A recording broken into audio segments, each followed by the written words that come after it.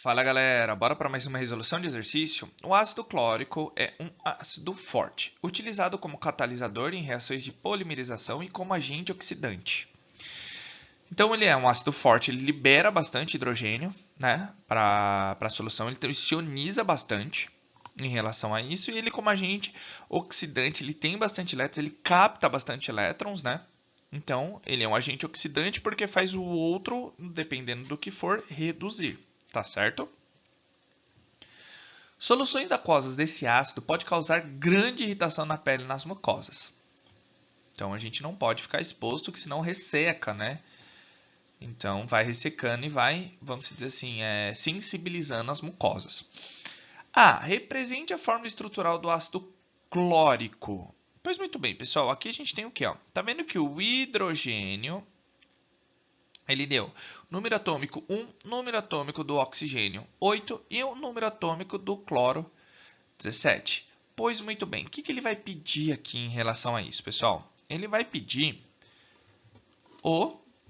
a distribuição eletrônica, o diagrama de Linus-Pauling. Então vamos lá, pessoal, vou colocar aqui o hidrogênio, né? Vamos colocar aqui, ó, hidrogênio 1 de número atômico, se nós fizermos a distribuição eletrônica 1s1. Tá certo? Exatamente isso. O que acontece? Então, ele vai ter apenas um hidrogênio. Aqui. Vamos fazer do cloro agora. Cloro não, desculpa, oxigênio.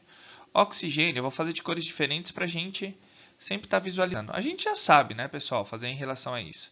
Fazer a distribuição eletrônica 1s2, 2s2, 2p, 4. Eu sei que o oxigênio possui 6 elétrons na última camada, tá? Por quê? 2s2, 2p4. Agora, nós vamos fazer o quê? Do cloro. Ele tem 17 de número atômico. Então, fazendo a distribuição eletrônica, 1s2, 2s2, 2p6, aqui eu tenho 10, 3s2, 3p5. O cloro, pessoal, ele vai ter quantos elétrons na última camada? Ele vai ter exatamente 7 elétrons. Ó, S2p5 na terceira, literalmente na terceira camada. Tá legal? Então a gente vai representar a fórmula estrutural dele.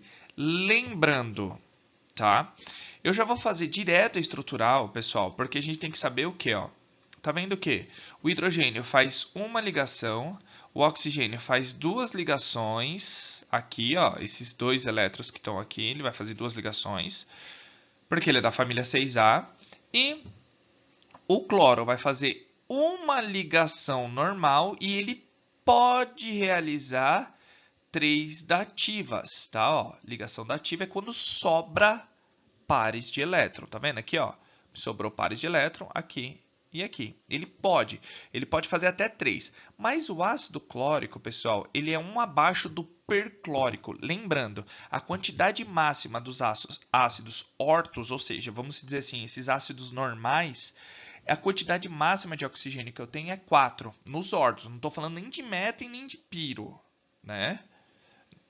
Não estou falando desses ácidos, eu estou falando apenas dos ácidos normais, ou seja, os ortos. A quantidade máxima são 4 oxigênios. Claro que tem as suas exceções, mas nesse caso, por que tem 4 oxigênios? Eu vou representar aqui, pessoal, então, ó, tá vendo? Eu vou, literalmente, vou até colocar aqui, eu vou colocar o hidrogênio aqui, e eu vou colocar a ligação em verde, tá? Porque todos eles vão realizar a ligação covalente. Olha lá. Eu não falei que o hidrogênio faz uma ligação? Olha a ligação dele aqui, ó. Como é um oxiácido, o hidrogênio tem que estar obrigatoriamente ligado ao oxigênio. Por isso que ele vai ter uma ligação com o hidrogênio, né? O oxigênio, ó, essa ligação aqui, porque é oxiácido, é esse hidrogênio que vai ser ionizado. E a outra ligação que sobrou, olha aqui, ó, vai ser ligado nessa daqui no cloro. Então eu vou colocar o cloro aqui, ó. Certo? Agora eu vou representar até de laranja as ligações dativas, tá? No caso do ácido, se fosse ácido perclórico é a quantidade máxima de oxigênio. Então seria 4. Tá vendo que se eu tivesse ligações dativas, ele faria as ligações dativas aqui, ó, pessoal, ó. Eu teria 3 ligações dativas. Mas no caso, esse cloro só vai realizar o quê?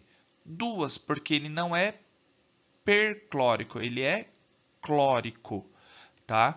Então, vem o outro oxigênio aqui para fazer essas ligações, tá? Essa é a fórmula estrutural.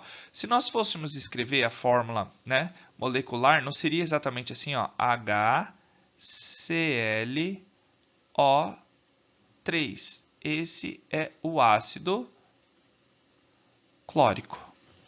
Tá certo, pessoal? Então, deixa eu até separar aqui que nós escrevemos até a fórmula estrutural e a fórmula molecular.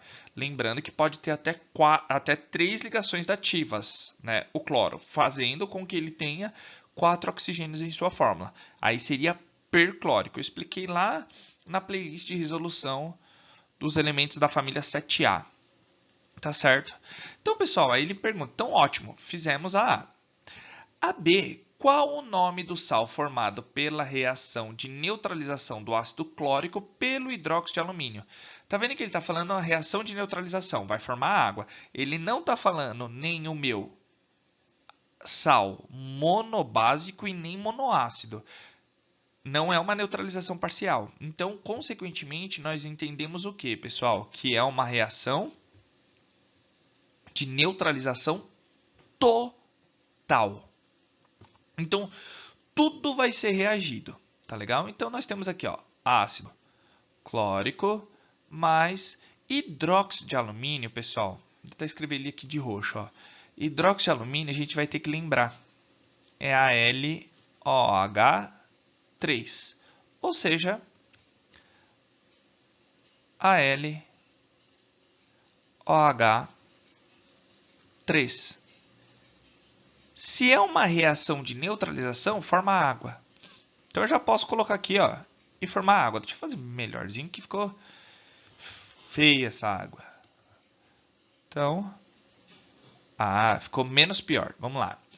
Entenderam, pessoal? Então, em relação do ácido clórico, nós descobrimos, né, a fórmula molecular dele.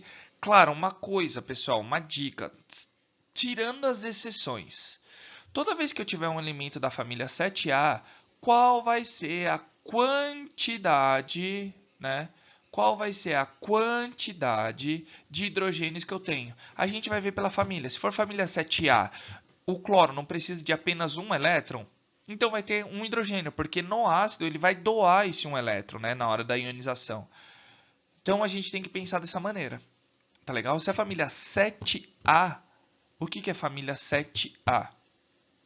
Família 7A, ele tem 7 elétrons, vai precisar de apenas um. O hidrogênio só tem um elétron e é esse elétron que o cloro precisa. Então, por isso que ele vai ter apenas um hidrogênio. Tá legal?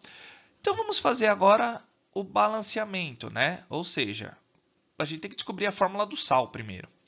Hidrogênio no ácido sempre vai ser positivo e o restante vai ficar o quê? Negativo. Quantos hidrogênios eu tenho no ácido? Eu não tenho um, então a carga do meu ânion vai ser menos 1. Olha aqui na minha hidroxila, na minha base. Eu tenho o alumínio vai ser positivo e minha hidroxila vai ser negativa. Sempre assim. Cátion positivo, ânion negativo. Como eu sei que o meu ácido sempre vai ser H+, eu sei que a minha base vai ser sempre OH-. Quantas hidroxilas eu tenho aqui? Eu não tenho 3 hidroxilas? Cada hidroxila não vale menos 1? Se eu tenho 3, eu tenho 3 cargas negativas. Então, para neutralizar, ou seja, estabilizar, eu preciso de 3 cargas positivas em relação a isso. Tá legal, pessoal? Então, olha lá. Então, nós falamos que é uma reação de neutralização total, porque ele não falou nem parcial, nem o sal monobásico e nem o sal monoácido. Então, nós vamos montar o sal como se ele fosse normal, ou seja, não sobra hidrogênio ou hidroxila no meio da fórmula. Então, olha aqui, pessoal. Fazendo a regra do tombo, eu descobri a carga do meu cátion da base, que é o alumínio, vale 3, então eu desço 3 aqui. E descobrimos a quantidade de carga que eu tenho negativa no meu ânion do ácido, né? Então, eu só desço um número. Então, 1. Como que vai ficar essa fórmula aqui, pessoal? Não vai ficar assim, ó. Al, só vou precisar de 1 Al. Lembrem-se, o ânion do ácido eu considero ele como um todo, por isso que está ClO3 entre parênteses 3. Tá legal? Então aqui, ó, Al, ClO3, 3. Aqui.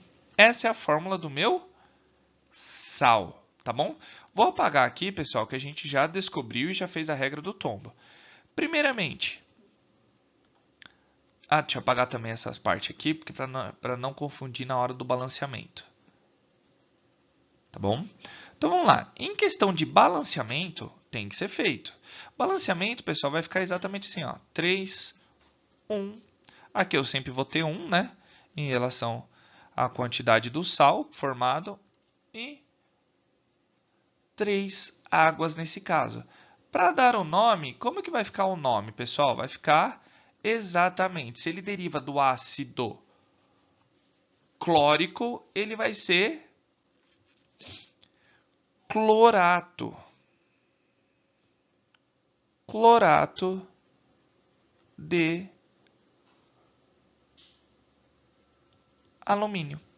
Mas ele não pediu, só pediu o nome. Qual o nome do sal formado? Ótimo. Clorato de alumínio, porque os outros exercícios anteriores não estavam pedindo. Entenderam, pessoal? Esse vídeo ficou um pouquinho longo pelo fato de que eu tive que explicar certas coisas para a gente dar continuidade ao exercício. Tá legal? Ele pede distribuição eletrônica, por isso que demandou um pouco mais de tempo. Tá bom, pessoal? Então, sem mais delongas, curta, comente, compartilhe esse vídeo. Não se esqueça de se inscrever no canal e ativar o sininho que todo vídeo novo que eu postar vocês serão notificados. E se tiverem alguma dúvida ou queira que eu resolva algum exercício específico, é só colocar aí nos comentários, que assim que eu visualizar, eu já tiro a dúvida de vocês e faço o vídeo em questão. Tá certo, pessoal? Então, aquele abraço. Valeu!